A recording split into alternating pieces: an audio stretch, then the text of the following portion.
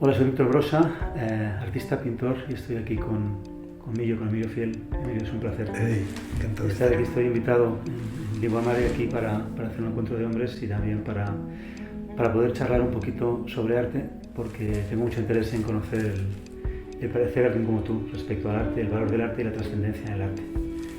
Así que me gustaría conocer cuál es tu visión de esa trascendencia del arte, porque el arte creo que tiene un valor que no acostumbramos socialmente a dar, ¿no?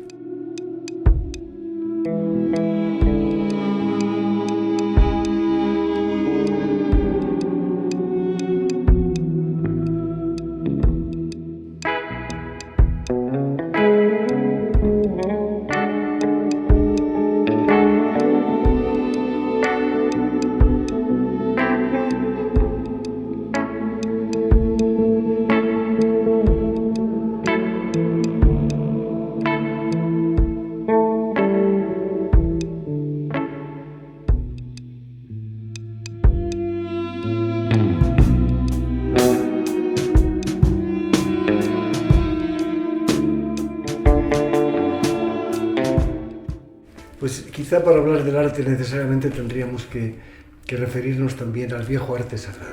Si no, no podemos entender el arte en el que estamos ahora. Hoy tenemos un arte gótico, un arte manipulador, un arte vinculado a la moda, a la belleza, al exterior, un arte para ilustres perezosos y un arte repetitivo. Un arte que encumbra al artista, exacerba el espíritu o la sensación del yo personal, que se comercializa, que se vende muy caro, que tiene que ver con los colores y cómo armoniza con el sillón de abajo. Pero en otros tiempos el arte fue considerado de otra manera. Los grandes maestros y arquitectos de Lora, de Borobudur, los calígrafos taoístas, los seres del verbo trascendente, del Rigveda, todos los grandes artistas del pasado tenían una cualidad: ellos no eran importantes. O Dios o ellos, dice la tradición, o el espíritu o tú. Si estás tú, lo que salga será una basura que reflejará tus propios miedos, tus propios problemas, tu propia angustia. Pero si tú no estás, plasmas un instante eterno que será asumido tanto por los sabios como por los profanos y que tocará el corazón de las gentes. Así, antiguamente, lo importante era hacer un proceso de despersonalización antes de empezar el arte. Del vacío surgían las formas, nunca al revés. El artista no contaba, no había imaginación, no estabas en el juego de la proyección, no tenías un plan. Tú ibas a hacer algo, una obra trascendente. Te ponías ante el universo, parabas tu mente, entrabas en la no dualidad, y así hay un viejo ejemplo de un emperador que pidió al maestro King que le hiciera un soporte para campanas el más extraordinario del mundo. Y él explicaba una cosa de una cierta manera que voy a intentar acercarme a ella, no exactamente. Decía: durante 3 días entré en ayuno y en silencio, hasta que me olvidé de los beneficios y los logros que lo que iba a hacer me iba también a mí a aportar. 2 días después ya había olvidado todo miedo por el fracaso y no me importaba ni siquiera el placer del éxito. Hasta había olvidado al emperador. Pero desde luego ya fue total cuando ya pasaron 7 días y estuve unido a la esencia de mí mismo. Mi cuerpo se paró, no tenía contacto con los sentidos, perdía la sensación del yo, y en ese momento consideré que había llegado el momento de la acción. Me fui al bosque, observé a los árboles más bellos que había, y lo que yo iba a hacer era de madera, en este caso, era un soporte para la campana. Pues del espíritu de los árboles, a través de mi no existencia, surgió esa obra de arte. No puedo decir que yo la hice, porque yo no estaba allí. El espíritu pasó a través de mí.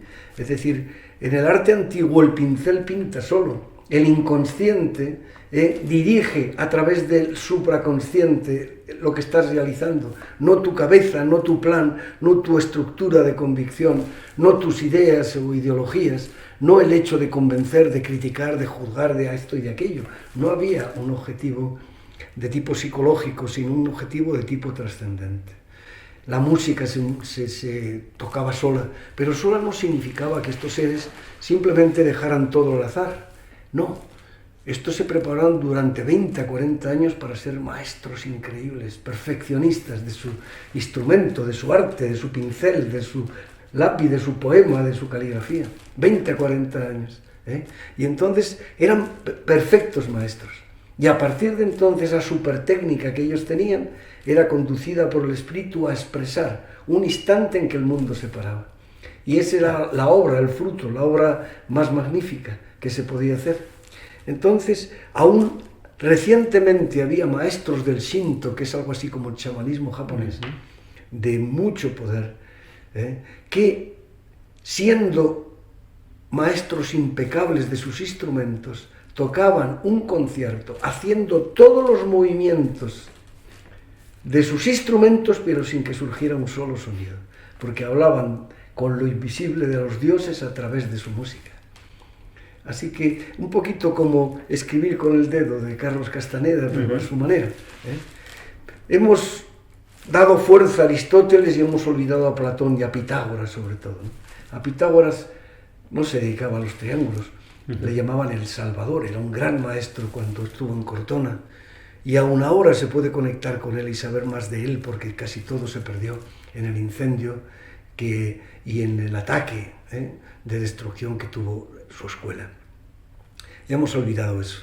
Así que al final, ¿qué sucede? Pues que el verdadero arte es el sillón de Buda sin Buda, que significa el Buda está en el corazón de todos, por eso no necesita estar sentado aquí. ¿Quién es este Buda que ni siquiera está sentado en su sitio? Pues eso, el que llevamos todos puesto. Así que el tema del arte implica una gran perfección en la tecnología, un trabajo interno de silencio mental y una apertura y contemplación de la naturaleza que es la expresión de la perfección. No se aceptaba el retrato en aquellos tiempos porque se consideraba la expresión de lo más oscuro del ser humano. Se consideraba importante, pues eso, la percepción, el instante, el mundo detenido, el flujo de la vida, la unidad del cosmos. Todas estas cosas, ¿verdad? Bueno, pero vamos a dialogar un poquito. Ya con esto no, está interesante el punto de partida porque ahí me confronta a mí como artista en muchas cosas que he estado viviendo, ¿no?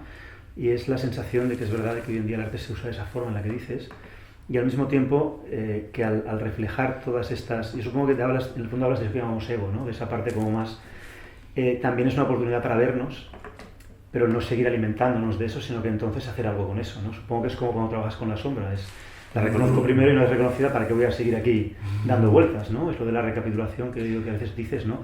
Una cosa es recapitular y otra es estar toda la vida en lo mismo. Claro, es mostrar al mundo, porque lo importante es que eso se puede compartir con el mundo. Hay un instante en que el mundo se detiene, pero tú tienes la capacidad artística para mostrárselo a los demás. Un día, creo que te lo dije, en un artista muy famoso, tan famoso que eran millones, ya era hace muchos años, cuando uno estaba en la peseta, que vende por millones sus cuadros, que era español, en el Museo de Arte Contemporáneo que dirigía una persona que trabajaba conmigo, una mujer, Rosario se llamaba, pues intentó que le viera a este hombre, que tenía mucho interés. Y yo vi un cuadro que hizo enorme, grande, muchas caras, muchos gestos, quizá con eso hasta sepas más o menos quién es. Y yo callaba, yo estuve 20 minutos, no dije nada. Pero al final ya Rosario y los demás me insistieron tanto, y yo solo pude decir, mira, si lo que queréis es estropear la digestión de todos los que coman debajo del cuadro, está muy bien. Como terapia psicológica es magnífica, pero para ti, déjaselo, no se lo metas a los demás en su casa, por favor. Y encima lo vendas por millones, y la gente, por la propaganda, las especulaciones, por el arte comercial, por la inversión, crea que encima esto vale algo. ¿Vale algo para qué? Unas caras horribles. ¿Eso lo vas a poner encima del comedor allí puesto? Vas a destruir realmente la digestión con una cosa así. Entonces, no quiero decir que todo tenga que ser expresión de la naturaleza y solamente cuadros bucólicos. No. Esto no tiene que ver con cuadros bucólicos. Esto ni es bucólico, ni es moderno, ni es abstracto, ni es nada. En los tiempos de la Edad de Oro, y toda sociedad pasa por una Edad de Oro en la que uno conecta directamente con el espíritu, la imagen es obscena, porque todo el mundo puede conectar con el silencio. Y el arte no tiene sentido. El arte tiene sentido cuando has perdido el contacto con lo invisible y necesitas intermediarios que te lo muestran, pero si es posible, sin discursos sacerdotales. En la segunda etapa, tú vas al lugar, los maestros sueñan por ti, tú haces una gran ascesis e intentas conseguir eso. En la tercera ya solo hay sacerdotes, que te dicen que tú no vales para nada, que ellos son los intermediarios con Dios, y en la cuarta se trata de que nada existe, y todo es agnosticismo. Bueno, en principio se decía, y algunos agnósticos decían, ¿no? El espíritu no habla nunca con las gentes inteligentes. Qué absurdo, qué absurdo. La inteligencia de Dios se demuestra por el silencio mental. La mente es un útil y nunca debe ser el señor del carro. Bueno, pues en este caso y en eso mismo, pues ver un poco tal y como dices tú, ¿no? Ver un poco, no tanto que podamos volver a ese arte definitivamente, ¿no? Pero date cuenta, no podemos plasmar ante el mundo solo nuestras angustias, nuestro terror ante la oscuridad, nuestra sensación de ser incompletos. ¿Qué estamos dando al mundo? Una pregunta, pero ser artista es una cosa y cantar mantras es otra. Sí, pero no sé a favor de quién de las dos. No lo sé, porque al final cantar mantras y reproducir momentos sin tiempo en imagen a través del vacío y a través de la forma, pues expresa un alimento, ¿no? Es alimenticio para las almas, mientras que muchas de otras cosas solo añaden oscuridad a la que ya tienes, ¿no?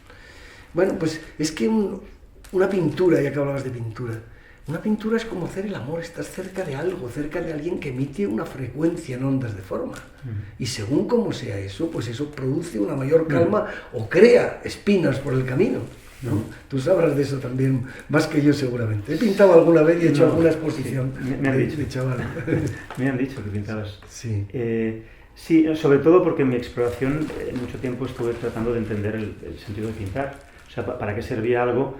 Y sí, mucho tiempo me di cuenta de que quizá pintar o crear desde donde decías tú ahora, ¿no? Sí puede ser terapéutico, pero no tiene sentido alimentar eso. O sea, yo no me decoraría nunca mi casa de algo que no me vaya bien, ¿no? Pero por otro lado también me he dado cuenta de que en esa dinámica muchas veces se ha tenido tendencia en general en las gentes que se han dado cuenta a pasar al otro lado y decir, bueno, solo quiero ver lo bonito, lo demás no existe, ¿no? Entonces, ¿cómo sería poder reconocer la oscuridad? Exacto. Claro. Y al mismo tiempo crear esa belleza precisamente porque al reconocer la oscuridad entiendo que la puedo sacar y entonces puedo crear eso, ¿no? Claro. Como consecuencia de esa oscuridad yo creo esa belleza. Claro. ¿No? Algo así, y no al revés, como saltándose la oscuridad. Claro, es que existe el mundo psicológico, el mundo espiritual, el mundo vital y el mundo corporal. Todos tienen que estar unidos y no hablemos y no dejemos a un lado el mundo social. Cada uno tiene su punto. El mundo espiritual se encamina por estos pequeños retazos que acabamos de hablar. El mundo psicológico, pues por el enfrentamiento con la sombra, que es el objetivo de cualquier ser humano. El mundo vital por las energías que se mueven ahí, según tengas fuerza o no. Nadie puede dar más de lo que tiene, ¿no? Yo creo que comentábamos que hay mucha gente que viene y en su entusiasmo muy etérico, las frases que dicen son: yo voy a hacer un centro, pero solo van a ir al centro personas de primera fila. Yo no quiero para nada un juego de otro tipo. Bueno, todos los artistas empiezan como rebeldes, pero al poco tiempo el academicismo y el sedentarismo les llevan a otras cosas, ¿verdad? El tema es, pero ¿cómo es posible que tú creas que puedes atraer a gentes de primera fila cuando tú eres de tercera? ¿Estás loco o qué? Tú solo podrás atraer a tu gente, ¿me entiendes? Si no, nadie irá donde tú vas mientras tu vibración no sea otra. ¿Tú crees que tu voluntad importa algo al universo?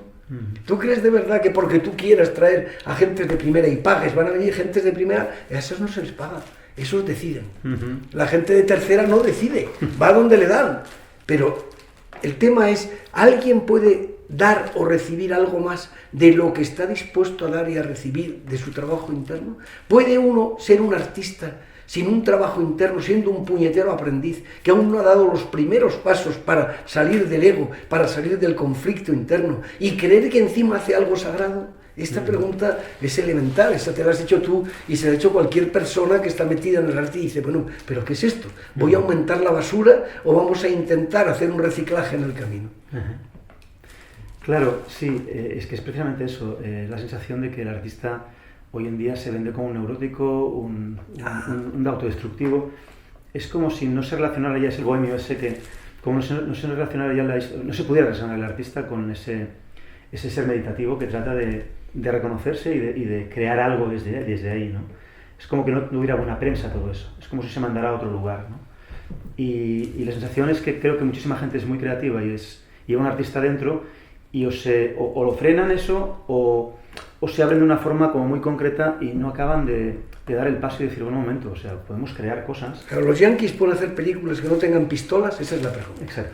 Es la pregunta. Y de repente surge alguien que hace una película como se llamaba esta que le lleva, este negrito le lleva la silla de ruedas bueno, ese negrazo, ¿cómo se llama esto? Una muy buena la película, muy buena, trabajan maravillosamente. Yo creo que era francés él. Sí, creo que la película era francesa además. Sí, bueno, una película excepcional, pero hemos visto cientos de esas. Ahora, cientos entre 10.000, no cientos entre 500, entre 1.000, ¿no?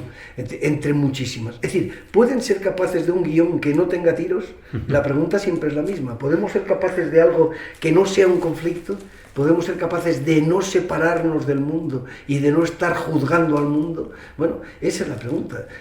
La ventaja del arte tradicional, en el que el artista no importaba y muchas obras no estaban firmadas, y el hecho hoy actual del arte, en que la firma cuenta más que ninguna cosa, pues es tan evidente que todo el mundo tendría que reflexionar con eso.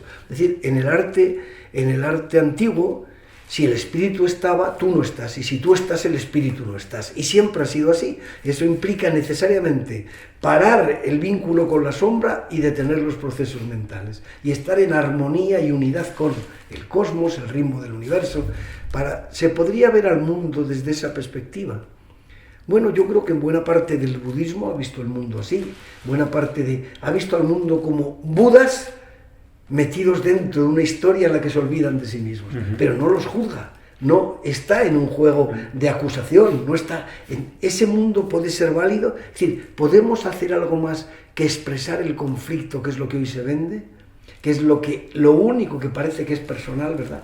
Todo lo demás, esta sociedad dirigida por quien está dirigida sabe bien que ese mundo no le interesa, que ese mundo acaba con el poder de la industria, que ese mundo acaba con el poder del academicismo, con el poder de los medios de comunicación, que ese mundo hace del artista un sabio. Y ese mundo no solo es muy lejano para esta gente que está empezando, ¿no? Sino que es muy lejano incluso para los veteranos muy grandes. Los grandes artistas, Schubert, Mozart, se consideran de los que más inspirados eran. Y les bajaba la gracia, sí, pero trabajando 6 horas al día, no le bajaba la gracia por nada. Eso de ir con el mazo dando es de suma importancia. Si no hay maestría en la técnica, nunca puede haber expresión real que traiga lo invisible a lo visible, lo inaudible a lo audible, cualquiera de las expresiones del arte, ¿no? Ahora, yo me preguntaba también, porque claro, yo me cuestiono muchas cosas cuando estoy en este mundo del arte, porque trato también de desde ese lugar aportar y mover, ¿no? En los demás o en mí mismo. Por ejemplo, los niños que no tienen aparentemente una maestría técnica, sí tienen una maestría de otro tipo, porque realmente un dibujo de mi hija de 5 años a veces me gusta más que muchas obras que veo por ahí, ¿no? Y no es sí que es porque lo ha hecho ella, claro, ciertamente que sí, pero hay otro niño que no conozco de nada y que ha hecho algo parecido. Hay también, niños que son genios y que te ponen el justo, no te ponen cualquier cosa a la oreja. Claro. Y entonces ese tipo de maestría no deja de ser también algo que deberíamos de recuperar, esa espontaneidad, pero me he dado cuenta que muchas veces ese miedo a la vida, ese miedo a traspasar cosas, ese miedo a enfrentarse a uno mismo, en una tela es el mismo, simbólicamente, ¿no? Igual. Y eso los niños no lo tienen. O en una página en blanco. O una página en blanco, ¿no? Igual. Es un paralelismo muy interesante también. Total. Los niños. Bueno, al final lo que uno vive en la vida espiritual es todo lo que ha vivido en sus primeros 4 años. Nunca va más allá. Es decir, que nadie crea que lo que vamos a vivir está en el futuro. Lo que vamos a vivir está en los primeros 4 años de nuestra vida. Ahora, imagínate el arte, pero no el arte de una niña de 5 años, el arte de un bebé de 10 meses. El arte de un niño de 1 año. Se levanta, abre los ojos y ve una esfera, que es la lámpara, y queda extasiado. Sí. Ve las sombras que se mueven y como no sabe separarse es uno con ellas. Ve los barrotes verticales y le parecen algo incomprensible, una belleza inigualable. Ve una luz, una sombra.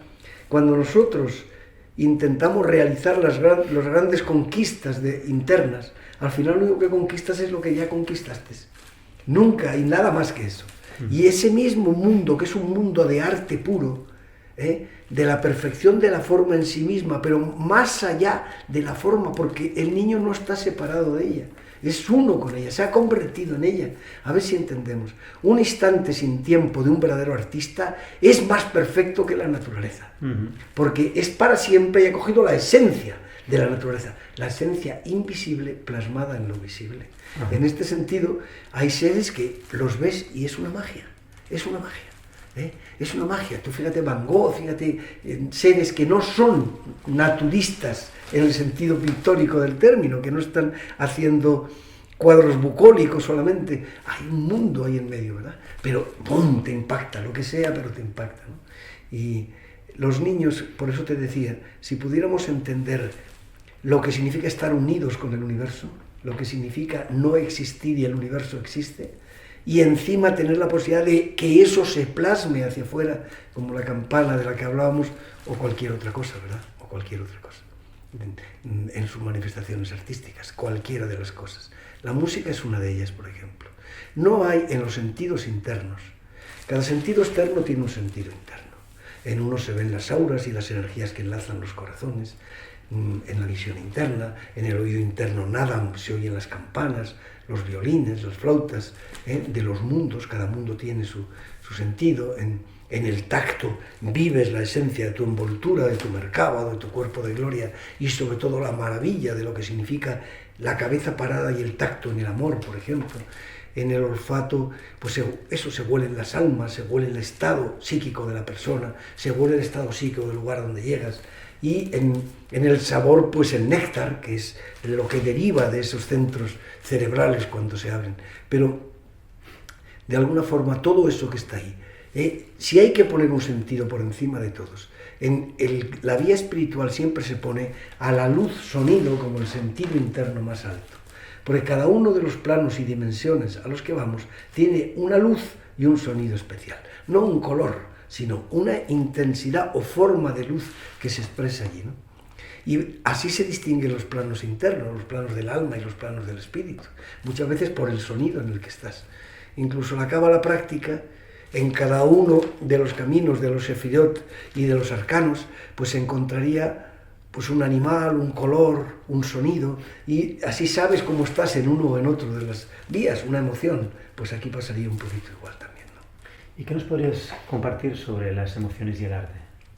Las emociones expresan la lucha, el juicio, las polaridades, la dualidad, una mente a toda velocidad, Y lo que entonces en la antigüedad se llamaba arte, implicaba siempre recibir una canalización de lo alto, pero no de lo alto solo de los dioses, de lo alto de la presencia que yo soy. Hoy nadie va a hablar de dioses ni nadie, pero puede recibir una canalización de los planos más altos que el ser que yo soy manifiesta y están aquí presentes, ¿no?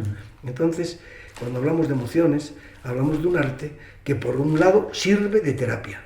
Lo jodido es cuando se vende y le pasas la terapia al vecino. Es decir, ahí está el tema. El tema, como te decía en el ejemplo que te he puesto antes, de hace muchos años ya, pues esa persona ha podido liberarse de algo a través de esa expresión, de esas caras, de esos horrores. Ah, muy bien, eso es absolutamente aceptable.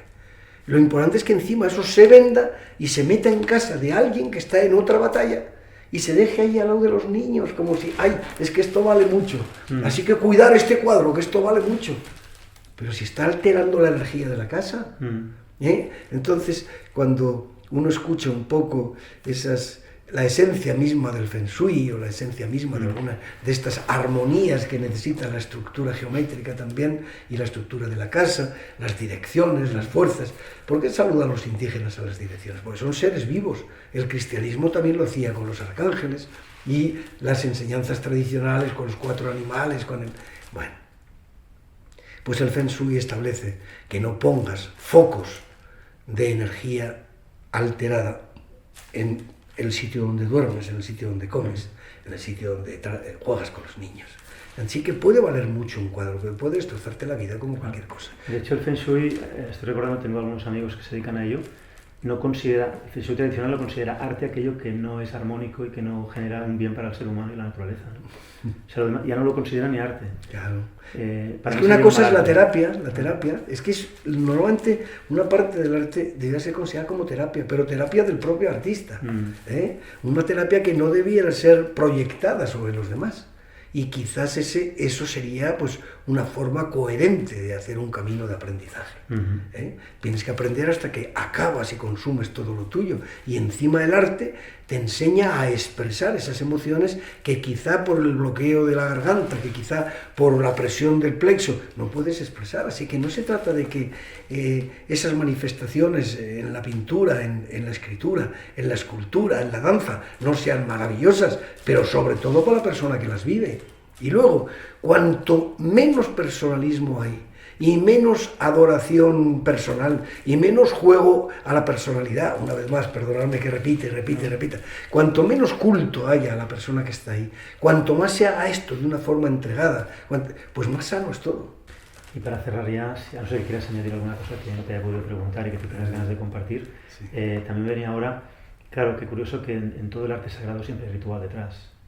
¿Hay algún elemento ritual o hay alguna intención ritual en todo el arte sagrado, ¿no? O en todo arte creado desde un lugar, aunque sea desde el silencio, pero hay una intención que es muy ritual, ¿no? O por lo menos lo que me ha dado la sensación, o sea, observo un ritual vacío, es decir, un montón de cosas que se hacen y que en el fondo no son coherentes, en artistas que, bueno, que luego trabajan de una forma y luego veo personas trabajando de otra manera y veo que sí, ese ritual tiene un valor para ellos y eso queda luego dentro de la obra, ¿no? Claro, por ejemplo, cuando se preparan las pinturas con mezclas naturales, con tierras, como se hacía antiguamente. Imagínate a Goya haciendo ese ritual. Era un ritual sagrado como cualquier otro, de plena unión con la naturaleza. Claro que al final se lo haría el vecino y le haría no sé qué, pero cuando un artista de los buenos hace esas cosas, no deja a cualquiera que las haga tampoco. Pues es igual que las pirámides, es igual que... Todo tiene su ritual. El ritual implica un momento de recogimiento porque no puedes más que decir, ¡uy! Esto me ha parado la velocidad ordinaria. Estoy aquí ante algo que, se sale de lo ordinario, hay que pararse. Y muchas veces en la danza se ve eso, pero incluso en el ballet moderno, incluso tantas veces, ¿no? En la escritura, ya no tantas, ¿no? Pero los pocos que rompen, ¿no? Tú imagínate, por ejemplo, la escritura de un Murakami o de otras gentes japonesas con una mentalidad distinta de las nuestras que llegan y dicen, Dios, esto es otro mundo. Aquí se puede leer, porque de repente tiene una visión multidimensional del universo. Pium, pium, pium, lo mira desde diferentes lugares y ya no está en la linealidad de lo que estamos acostumbrados, ¿verdad? No, el ritual es imprescindible.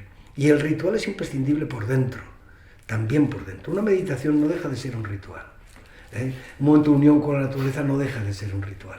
Saludas a los vientos, te sientas, abrazas al árbol con el que estás, hablas a la madre tierra, te pones... Y ese ritual lo hace todo sagrado. Es el momento en que la mente va bajando, ¿no? Va bajando su tensión superficial y va alcanzando la calma. Pues igual con cualquiera de los actos que hagamos. Imagínate que al principio solo te basas en eso, en la pintura, en los colores que surgen, ¿no? Unos colores que son especialmente atractivos para ti. ¿Quién sabe? Un color vino, un color... ¿Quién sabe? Los que tú tengas, cada uno los suyos, ¿verdad? Ha encontrado por fin un color maravilloso y otro... Y no ha empezado la obra, pero eso ya está haciendo fuerza en la obra, ¿verdad? Si encima eso significa que antes de pintar te duches, hagas un poco de meditación, mires al lienzo en blanco para dejar tu cabeza en blanco, una pantalla en blanco, deja la cabeza en blanco si nos acostumbramos a ello. Respiras de cierta manera y luego consuma como un calígrafo de los antiguos, ¿verdad? Como uno de esos pinceles que eran grandes, ¿no? Que se pone a pintar en el suelo en vez de pintar en la pared, ¿no? Pues imagínate la concentración y la sensación. Ellos seguían sentados, pero su cuerpo ya estaba pintando, ¿no? Pues ahora cada uno de nosotros tiene que encontrar las fórmulas de este tiempo para intentar llegar ahí. Primero, ¿para qué? Porque esa es la fórmula para que uno alcance la paz. Y segundo, es la fórmula para dar un mensaje al mundo de que realmente hay en nosotros algo que está más allá del tiempo, el espacio y la mente. Y al final no queremos tampoco otra cosa, que haya alegría, que haya un vínculo de amor. Y ese vínculo de amor significa unión con. Es decir, eso es lo que significa. Es un gran misterio el arte. Es un gran misterio. Y es realmente como la palabra que es canalizada, ¿no? Cómo lo que no se oye se expresa en palabras. Claro que entre medio solamente cuando estamos tan simples como un niño y no tenemos ningún interés en convencer a nadie, ningún interés en tener seguidores, discípulos, sino que simplemente compartes lo que viene viene de forma pura. En cuanto tienes el menor interés, estás perdido. Por eso esa frase, si tú estás, lo divino no puede manifestarse, es una frase clara, y la despersonalización es la clave de la evolución del ser humano. Que todo lo que hemos aprendido en el camino quede atrás. ¿Por qué? Porque tu luz verdadera no está después de aprender mucho ni por aprender más, está cuando has desaprendido todo y te has quedado vacío como un niño de 4 años. Bueno, hay muchas cosas aquí para reflexionar. Emilio, muchas gracias por la posibilidad. Me apetecía mucho hablar contigo de arte y ver la visión de alguien como tú respecto al arte y compartirla con la gente que normalmente sigue lo que yo hago porque le interesa el arte de una forma distinta, como lo presenta a veces el mundo. Así que ha sido un placer. No sé si quieres añadir algo. No, estoy seguro que como eres tan sensible, tu arte tendrá un sentido para los que están cerca. Y por otro lado, todos somos artistas. Es más, todos no somos artistas. O mejor dicho, cuando desaparecemos solo es arte. Cuando desaparecemos la creación es un arte vivo. Entonces, todo el mundo puede caminar por esa senda. Solo los que han perfeccionado su tecnología pueden expresarla de forma casi perfecta. Y los demás pues lo harán torpemente, como los niños. Pero ellos más que ninguno saben no ser. Y no ser es la clave del arte transformador y verdadero. Y el revuelo, la crisis, es la clave de otro arte, de ese arte terapéutico que nos limpia realmente y que es un camino de evolución, pero que pues, debiéramos poder no pasárselo al vecino, debiéramos poder guardarlo para nosotros hasta que lo que surja tenga un sentido más universal. Bueno, durante mucho tiempo esto era como ser torero, como ser futbolista, como ser alguien de primera fila, ¿verdad? Solo contaban ellos. No, ahora llega un momento en que hay que distinguir un trabajo, y muchas veces la publicidad es solo eso, un trabajo, aunque tenga un toque especial por las gentes más sensibles, de lo que podríamos llamar arte sagrado, ¿no? Y sagrado no significa en este caso un altar, significa que llega al corazón de la persona, nada más. Y ese es el arte que todos queremos también y que estamos buscando en las acciones que estamos realizando. Yo también busco ese arte. Un tiempecito pues hice pintura, luego he tocado mucho tiempo, pero no era muy bueno porque tuve que sacrificar mi sentido musical por una libertad que necesitaba. Y he hecho un poquito de escultura y he hecho un poquito de todo. Y estamos danzando y estamos, ya ves, somos siempre solo aprendices, pero con la alegría con la que lo hacemos, no creas, muy sanador todo. Claro. Muy sanador. Ahora mira, iba a cerrar la entrevista, pero me venía una historia que no me he acordado que te quería comentar también, que es también esa función que a veces ha tomado el artista, claro, más a nivel político, pero la idea sería a nivel conciencial, ¿no? Es decir, ¿cómo puedo contarle al mundo lo que está pasando y el mundo no quiere ver si yo lo puedo contar de una forma metafórica en donde en el cuadro o en la obra se plasme eso? Es decir, que puedo horrorizar precisamente porque están viendo lo que no quieren ver y en ese momento al verlo tendrán que reconocerlo, ¿no? Es una función quizá entre lo terapéutico y es como entre a medias, pero tampoco puede ser muy canalizado a veces, ¿no? Claro. Pero sí es verdad que a veces, no sé, por ejemplo, el conflicto que hay hoy en día entre sexos que están montándonos afuera, ¿no? Tú podrías realizar una pintura simbólica en donde ese conflicto se manifiesta de tal forma que no te puedes escapar ante la pintura y tampoco te puede ofender porque es muy simbólico nada más, claro. ¿no? Y remueve y no sabes por qué. Sí, recuerdo algunos cuadros de juventud, pues eso, seres humanos, hombres con el torso sacando humo como si fueran industrias por la boca y uniéndose todos en una nube oscura atrás. Pues así, ¿no? Esa especie de surrealismo que expresa las cosas, pero puede ser hecho de muchas maneras. Fíjate, cuando me hablabas de esto, pensaba en los cómics de Jodorowsky o los cómics de... Imagínate si se ha expresado cosas ahí en medio, ¿verdad? Claro. Y de alguna forma pues tienes una visión del mundo desde atrás. Y nos cuesta mucho entender que somos esclavos. Nos cuesta mucho asumir. Es decir, tenemos tan ansia de libertad que no nos damos cuenta y no queremos mirar la esclavitud en la que estamos. Y esa esclavitud es un hecho real que cualquiera que se mete dentro sabe. La ley siempre es la misma. O tu cabeza te obedece cuando le dices cállate o no te obedece. Y si no te obedece, ella piensa por ti, no tú por ella. Bueno, entonces si no llegamos a ese punto, si no llegamos a entender ni siquiera eso, ¿cómo va a haber un artista detrás? Un artista debiera ser y en este caso es solamente una apreciación personal, pues como un ser sagrado, un ser capaz de parar el mundo y encontrar la esencia de lo que hay delante y poder mostrarlo. ¿Por qué? Porque su visión es digno de un vidente, digno de un canalizador, digno de... ¿Y cómo es? Pues para unos los colores, las formas, para otros la escritura, la esencia. ¿Cuántas veces un arte verdadero se expresa en pequeños chistes de una sola imagen? Es decir, ¡pumba! Y dice, oh, Dios, parece que este hombre que ha dado en el clavo, ¿verdad? Y nada más, pues hay que ver a Pédich, hay que ver a otro, y dice uno, y Mafalda y todos los demás, que si movieron energías en su día. Bueno, todo lo que traiga algo que no se ve y lo ponga aquí, para que todos lo veamos, seamos conscientes de ello, pues ya tiene una chispa artística importante. Miguel, muchas gracias por compartir. Estamos hablando de arte, acabamos hablando de la vida, quizá, ¿no? Es que no hay otra cosa. No hay otra cosa. Bueno, pues gracias por todo, Millo. Claro que sí. Y ya sabéis, en Libramae, Millo y su gente están aquí haciendo cosas muy interesantes para quien le vibre todo esto, y yo lo recomiendo, la verdad, porque a mí, Millo, de verdad, eres de esas personas que yo siento, es cosa mía, igual soy yo, pero yo siento coherente con lo que hablas, lo que dices y lo que haces, sobre todo porque eres como eres, y eso no es tan sencillo de encontrar. Bueno, pero ya hay gente, sí, pero yo creo que sí, hay gente, gracias a Dios.